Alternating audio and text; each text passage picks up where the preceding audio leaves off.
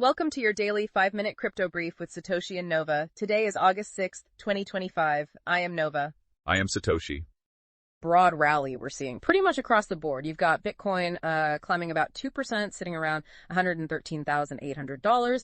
And Ethereum's looking strong too, up roughly 3.6% to about $3,584. Right, and the other big names, BNB, Solana. Yep, they're all up. Binance Coin, Solana, and XRP actually had a nice jump, over 5%, pushing it above $2.90. So healthy gains there too. Okay, that covers the majors. But I have to say, the meme coins really caught my eye. Doge and Shiba up, 5-6%? Solid spikes for them. But Pepe and Bonk especially hitting like 10%. Is that just pure retail FOMO kicking back in? It absolutely looks like it. I mean, it's a pretty clear signal that retail risk appetite is back. You know, that speculative fever is returning. Which can be good for momentum, I guess. Oh, for sure. It fuels that short-term push, but it's often, a sign things might be getting a bit frothy. It can lead to way more volatility down the line. Think of it like a sugar high for the market. Great initial energy burst, but you might get a crash later, especially with maybe less experienced money piling in. Right, chasing those quick gains. And the fear and greed index must be reflecting that. Definitely heading deeper into greed, no doubt about it. Okay, so zooming out a bit from the crypto charts. Yeah. What about the bigger economic picture? We got the U.S. Services PMI, right? Came in just barely over 50.1 for July. That feels like a pretty big slowdown in services growth. Yeah, it does suggest a cool down. And for crypto investors, that kind of cuts both ways. On one hand, yeah, a slowing economy isn't great news overall. Concerns there. But, and this is maybe more important for markets right now, it fuels hope the Fed might ease up, hold off on more rate hikes, and lower rates or even just the expectation of them tend to boost risk assets, crypto included. So bad news is potentially good news for crypto, in a way. Sort of, yeah.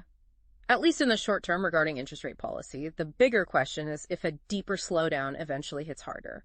We also saw the Fed and FDIC putting out those living wills for the big banks. Right, the stability checks. Exactly. And for people in crypto, that's kind of a reminder, isn't it? Why decentralized finance exists in the first place. Highlights the risks in the traditional system. Oh, and the U.S. trade deficit narrowed a bit too, to $60.02 billion. That suggests maybe some underlying resilience in the economy, which is, a gentle positive tailwind. Okay, interesting macro points. But let's get back to pure crypto news. Big one today was the SEC guidance on liquid staking. Sounded like they clarified not all staking is an unregistered security. That seems huge for DeFi protocols like Lido, Rocket Pool. Yeah, that was definitely a positive development. Much needed clarity on that front, which the space has been asking for. But almost immediately after, we got this pretty stark counterpoint, a record single-day outflow from an Ethereum spot ETF. We're talking about $465 million. Well, $465 million out in one day. Exactly. That signals some pretty large players decided to exit or at least take significant profits off the table. That puts immediate sell pressure on Ethereum, kind of dampens that upward momentum we were just talking about. Yeah. It's a real contrast to all that retail excitement. Suggests some institutional caution maybe. Yeah, that's a serious outflow, a real mixed signal there. And speaking of big players, Coinbase also made news. They're planning to issue $2 billion in convertible bonds due 2029 and 2032. Right. Basically, Coinbase is loading up its war chest. Could be for growth, maybe M&A investments. It's generally seen as a pretty bullish sign for the company itself. Shows confidence, attracts traditional money, and it really just highlights how much crypto and traditional finance are, continuing to merge. They're gearing up for something big, it seems.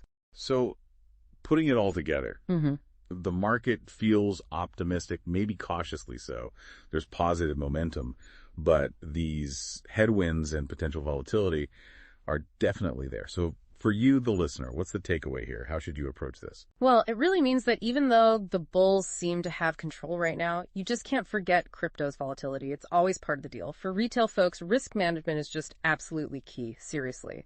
Things like using stop losses, managing your position sizes carefully, and maybe not going all in on the super volatile stuff, especially those meme coins we talked about. And keep watching Bitcoin. It's still the main bellwether for the whole market's health, generally speaking. Okay, great points. So how will this mix of retail excitement, those big institutional moves, and the macro picture play out in the next few days? That's the fascinating question we'll keep tracking. Thanks for joining us for this deep dive today. Yeah, definitely. Stay sharp, stay informed out there. It's an exciting space, but always dynamic. Enjoyed the brief? Please like and subscribe. We deliver fresh market updates, macro signals, and crypto news daily in just 5 minutes. Live streams coming soon. Stay tuned.